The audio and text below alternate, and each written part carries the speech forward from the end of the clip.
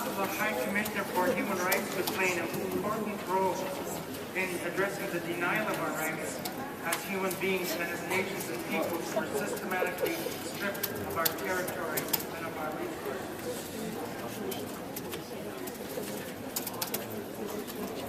Thank you.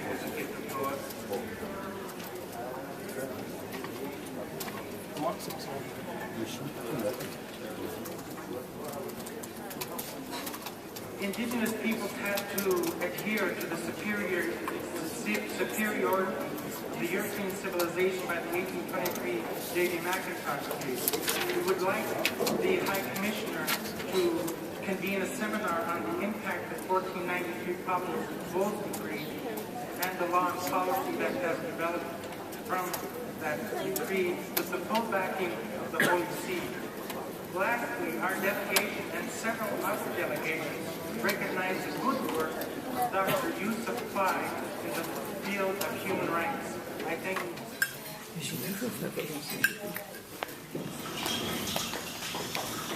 Thank you to all of you for making it possible to be here this afternoon, knowing how busy and how important it is during the council sessions and your engagements. So we are very grateful, particularly the ambassadors of the United States and Pakistan and the Moroccan mission to be here, and to all NGOs for being here.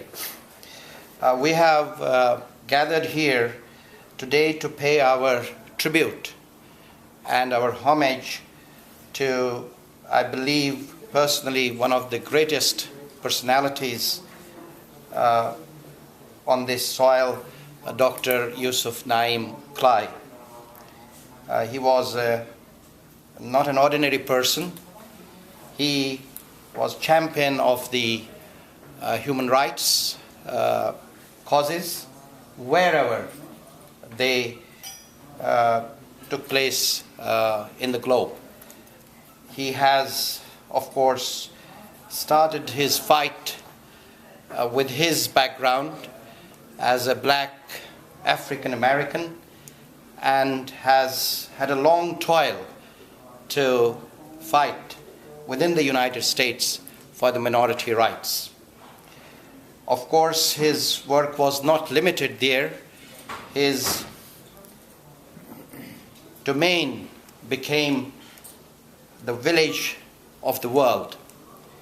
He fought for many causes of the world, whether it was Dalits in India, as far as that, or it was Samis in Norway, or any other indigenous population and unrepresented peoples and nations. Indeed, myself being a Kashmiri, coming from the Indian-held Kashmir, he fought for the people of Kashmir for the number of years I have personally known him, which runs more than 2 decades. And the fight that he put up for Kashmiris in combating human rights violations against them in Indian-held Kashmir. So, for these reasons, obviously, Dr. Y.N. Clay is very close to our heart. He left for heavenly abode on 6th January 2011, but I'm sure even there, sitting in paradise or heaven, he is fighting with God there to make this world, to make this universe much more peaceful, much more akin to really comply with the human rights covenants, rules, or regulations. And for that, we will remember him for as long as we live. What is important for us as Aram is that we continue his legacy, we continue his work, we continue his legal consultancy which he created, which was free for anybody and everybody, anywhere in the world. I have the great pleasure that today, on this occasion, we have Mrs. Diana Clyde present here, who buried her husband, obviously in January, but took time to come all the way from British Columbia here and arrived yesterday very late in the evening. And we have Queen Quet here, who has also traveled all the way from the United States to be here, who is the queen of the tribe of Gullah Geechee. And of course, Mr. Espinoza is here, who is our NGO liaison officer to grace the occasion, and he knowing Dr. Clyde, though briefly, but he knowing him, and it's very great pleasure for you to be here, sir. And of course, Mr. Ronald Barnes, who also knows personally Dr. Clyde very well. They will shed few words on Dr. Clyde's work, and on behalf of Kashmiris, Professor Shawl is sitting there, who will shed some light on his work on Kashmir as well. I will give the floor to Mrs. Clyde, and we will hear from you, Sir Dr. Clyde. Thank you very much. Thank you very kindly, Mr. Babu. I also want to express my appreciation to the Ambassador of the United States in Pakistan and the Moroccan mission, and to everybody else that's here who has a concern for human rights. This is certainly the place to be at internationally if you do have this concern. I was in my hotel room last night, and I was trying to think what I was going to say, and I got a call on my cell phone, and the call was from Rudy James, calling from Seattle. Rudy James is the first raven of the Kuyu-Kwan Tlingit Nation in Alaska, and he said, Dr. Clyde, for us is a light in this world of so much darkness.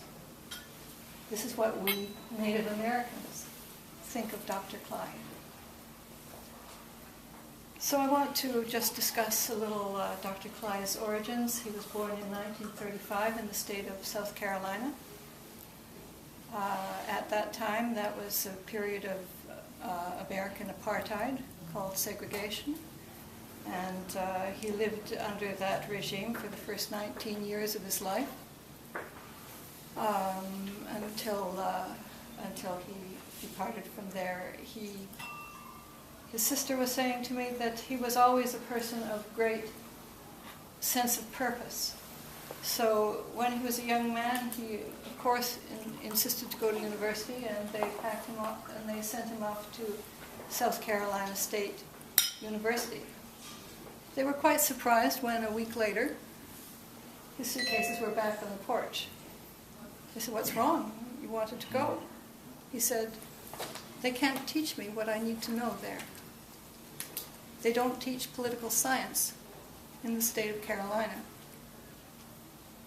So he had to leave.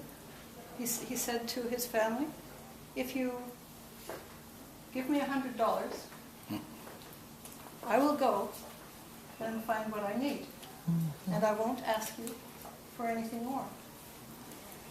This is what he did. They gave him the $100, and nearly 2 decades later, he was a graduate with a doctorate in political science and international law from Laval University in Quebec. For his doctoral thesis, he wrote a work called International Law and the Black Minority in the U.S.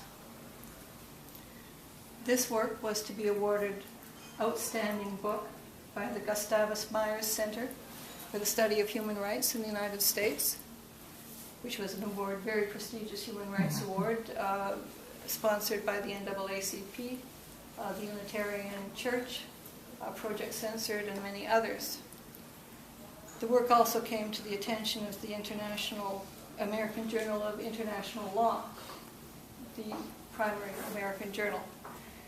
And this is what the American Journal of International Law had to say about this book.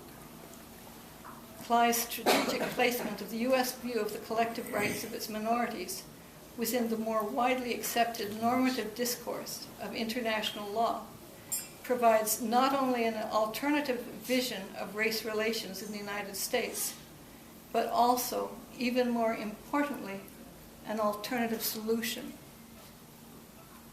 Clyde's unique perspective is worthy of consideration and debate by minority and non-minority individuals alike.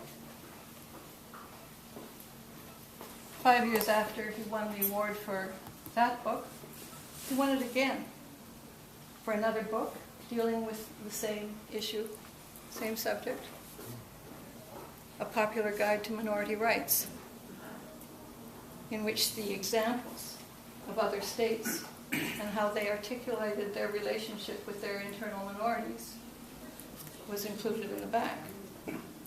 So constitutional references from the practice of other states, so that it would be clear to people exactly the kinds of things that were talked about as it relates to minority rights. Also substantial inclusions from Mr. Ida, the Special Rapporteur on minority rights. So nonetheless, just as he had not given up for his schooling to pursue the answers that he needed to get in relation to his people and what kind of program and institutionalization, governmentally speaking, they would require, just as it took him eventually to get a couple of decades to get that doctorate and that understanding so that he could purvey it. Then, of course, due to the situation of discrimination that African peoples were facing, he had a long, hard time to try and get a job. He had a stack of letters to try and get a job in various places at the university so that he could continue in his discipline and continue with his work. Had a great difficulty doing that. In the meantime, he wrote another book. This book, the Black Book, The True Political Philosophy of Malcolm X, Al-Hajj Malik al-Shabazz, went into 7 printings. This book, the thing that I remember, and it still sells well today, the thing that I remember about it most particularly was a comment that was given in relation to that book by a young man in Nigeria, where he said, "The Black Book is being passed from hand to hand and heart to heart." This is the kind of meaning that the work he was doing was having. In this same period, he came across a little wee red book, and it was called Apartheid in India, written by B.T. Rashekar.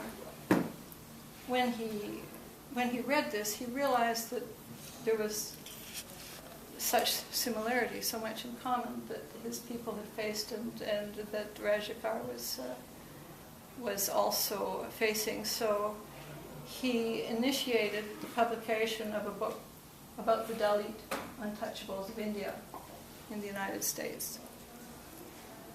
He also wrote a book, International Law and the Dalits of India. Now you think that something that happens like that in the 1980s would go away. But in actuality what happened was that when we went to India, thanks to the assistance of Mr. Trambu, looking for treatment for my husband, we ran into Henry Tyagaraja, who may be known to some of you, as a great Dalit activist. And it happened that he was in Delhi at the same time to launch the publication of his own book, which was coming out from a university law school in Delhi. And Dr. Clyde's work, International Law and the Dalits, was the first chapter in that book some 20 years later. So, in the book about Malcolm X, he was doing a political analysis of Malcolm X thought, and he was particularly interested in the international impact that Malcolm X's travels had had upon him, and how that shaped his political vision. Malcolm X, as Dr. Clyde was analyzing it, saw that within the context of being in the United States, particularly in his period, which was the late 50s and early 60s, that you simply needed to take your struggle outside where you could get the ears of the world. Now, at that time, this was not possible. The international mechanisms and instruments had not been developed yet. So while there were people who did indeed try to take the African American cause internationally, they didn't really have access to UN mechanisms. These hadn't been developed. The International Bill of Human Rights had not been developed yet, so people thought they took the African American cause to Geneva, and actually they possibly took it to a church or to somewhere that was outside the building and gave a speech there and thought that they'd made the presentation and so forth. So in any event, Dr. Clive realized through his understanding of minority rights and the development of that the minority rights that he was wanting for his own people also applied particularly to the other minorities.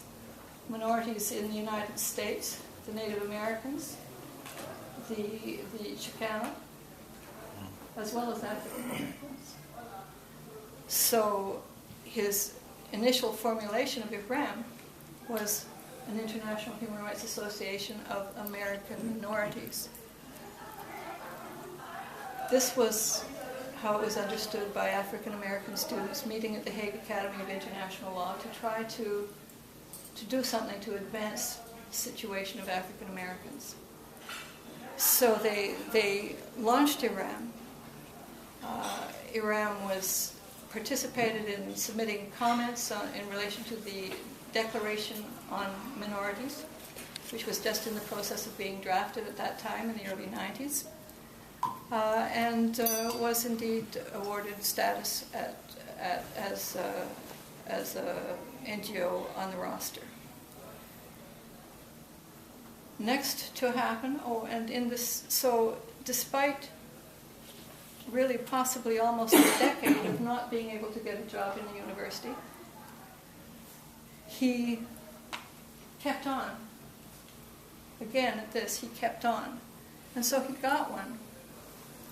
He got the job at the University of Regina, where he was in the Human Justice Department, and he was again teaching international law with an emphasis on human rights. While he was there, the celebrated beating of Rodney King took place. And so at that time, that was the first time, and the only time, that he made a submission under Special Procedure 1503, which is a procedure set up by the UN to address systemic violations of human rights, and he addressed it in the context of the beating of Rodney King as reflecting a long history of the institutional treatment of African Americans in the United States, and for which there has been, in many years later, there has been an apology, but unfortunately no compensation that related to the apology. So in his work, even though by this time now he had a job at the University of Regina and you'd think things would be fine, and so, you just take it easy and live the good life like most people do. No. He continued to pursue the goals of IHRAM, and he expanded them most notably and significantly with the Kashmiris and the addition of the efforts of Mr. Trambu and of Queen Quet, of the Gullah Geechee people, who number 500,000 along the East Coast. And I imagine that Queen Quet will address the historic nature of her own appearance at the United Nations that was facilitated by Dr. Cly. So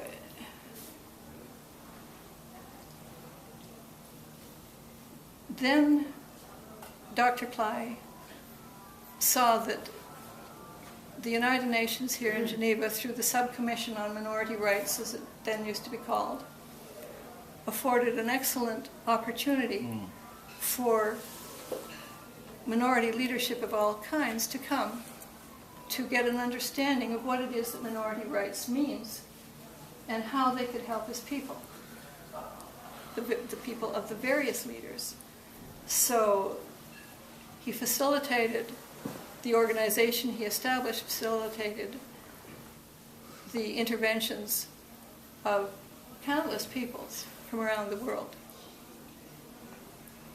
He solicited in particular the leaders of the African American organizations, and as a result of his initiatives in that regard, he was awarded by the National Bar Association, which is the African American Bar Association in the United States, a lifetime award for pioneering efforts in international law.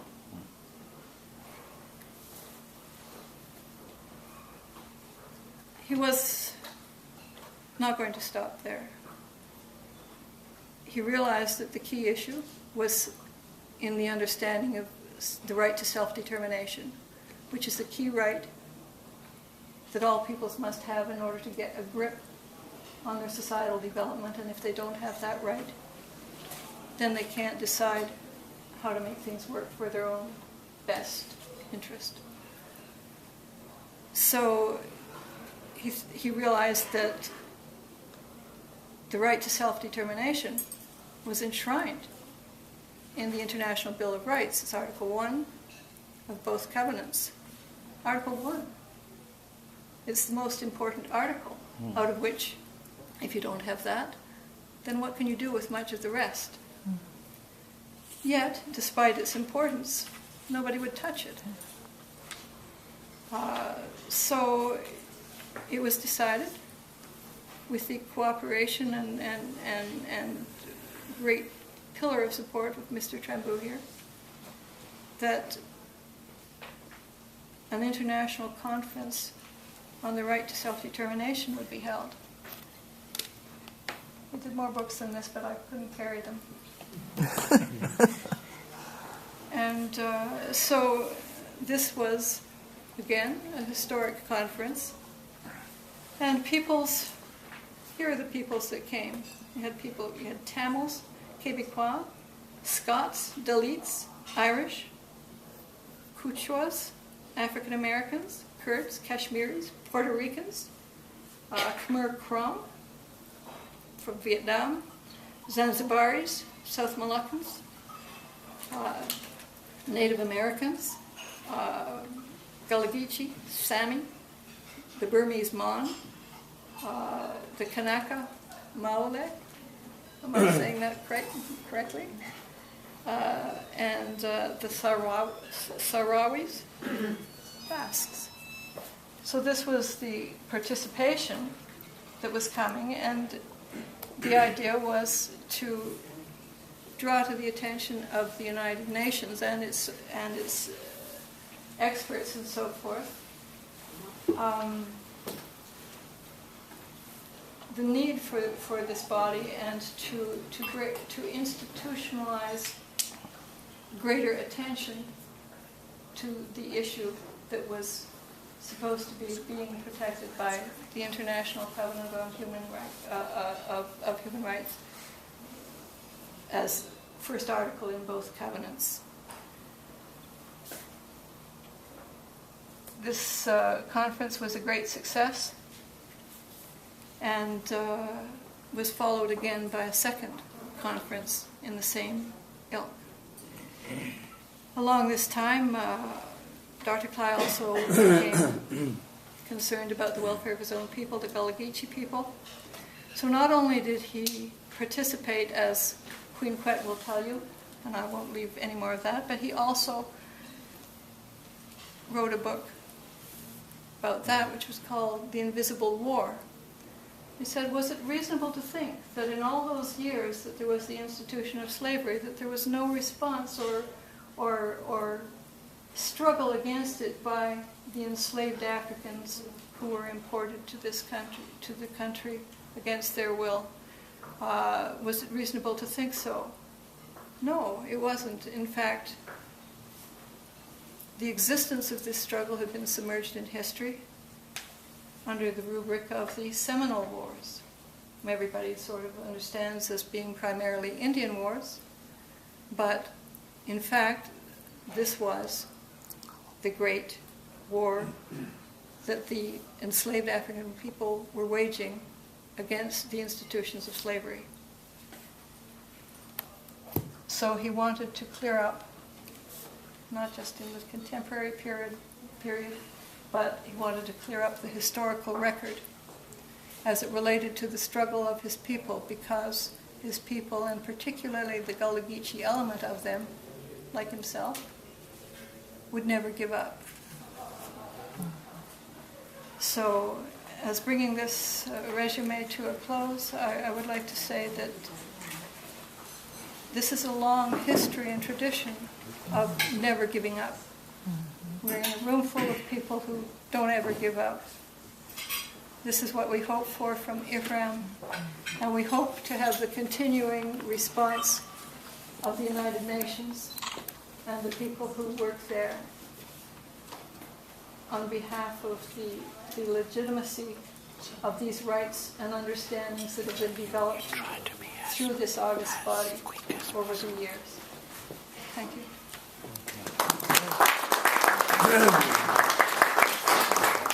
Beneath this stone so long,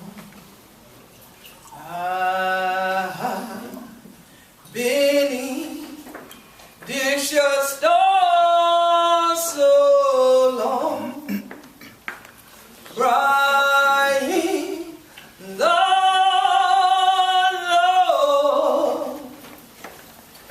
give we more time for pride. High beneath this your stone so long. Oh, this your heart needed time. Oh, this your heart needed time. Crying, Lord, Lord, give me more time for prize. I've been in this your storm so long. Good afternoon, everybody. We greet all 100 children in Gullah Geechee. We didn't try anything like that. Down yonder in South Kakalaki, where what? This young man, well, 100 years ago, or Dr. Clark, he grew up from we saw and see all the same. So again, this afternoon, I greet all of you from the Gullah Geechee Nation, and in our language, which interestingly enough, when Dr. Klein first, I say, baptized me by fire, by sending me to the United Nations to speak on behalf of our people, wherein I was in New York City. I got a call that there was a man that wanted to talk to me. An email first saying a man would call that wanted to talk to me about the Gullah Geechee situation. And then he tells me on the phone, I've been observing your work. And he never told me he too was Gullah Geechee. But he said, with the work you've done with the Gullah Geechee Sea Island Coalition, I wondered if you'd like to take your issues before the United Nations. I'm thinking all I need is a token to get on the subway, since I'm already in New York. He tells me more will follow. And the weeks coming, I got an email that was an e-ticket to come here, to this same place. And when I left, the world for my people had changed. And later, years later, was I to find out that, as we would say, this was my homeboy. The reason that he cared so much for our people is because this was where he had grown out of. So all of his walk, all of his life was real. It was not just about self, but it was about freedom for all people. As his beloved wife just stated, Gullah Geechees are known for not giving up. My mother always said, don't never let nothing beat you. And so many times I would share those kinds of proverbs again with who I adopted as my uncle. Uncle Clyde is how I would always call him, because we were truly family and kindred spirits. And when I would sing or tell him those proverbs again, no matter where he was in the world, he would laugh. And then he would talk to me more about what he called the art of the possible, politics. I like to call them parlor tricks, you know, sleight of hand, sleight of words. But how those words can change the world is truly significant, that we see symbolized not only in a stack of books, but in the life, the breath, the energy that Dr. Clyde blessed us with by being brought into the world. So I'm so honored to have the opportunity to be back here where he put me on this journey to work with people like you from everywhere in the world, to stand not for just the rights of Gullah Geechees, but the right of all of who we be. My people would say, and I got a right to the tree of life. And I believe that all of us do have that right. So it's a blessing today to honor Dr. Yusuf and Clyde, or as I call him, Uncle Clyde. And I had to sing that song because he was in the storm a long time. And we pray now that as he works from above, that it makes it easier for all of us down here, because I'm sure he still will never give up. And thank you all for not giving up either, and for being here to honor him.